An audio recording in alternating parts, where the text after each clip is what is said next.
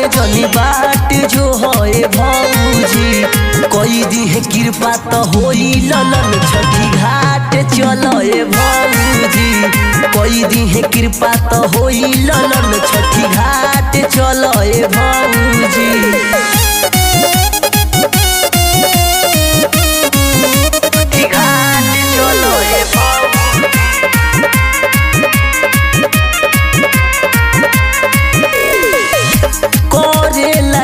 जी सब केहू तो नयौरी मन से चली न जिंदगी खाली ओ नयौरी धन से करे लयर जी सब केहू तो नयौरी मन से चली न जिंदगी खाली ओ नयौरी धन से माई के कृपा बाटे महान है बात जानो ए भौजी कोई दी है कृपा तो होई ललन छठी घाट चलो ए भौजी कोई दी है कृपा तो होई ललन छठी घाट चलो ए भौजी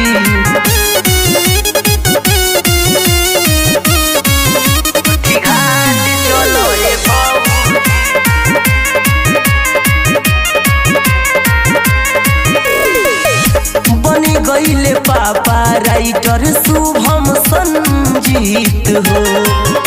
माई के कृपा से गीतिया गावेले मंजीत हो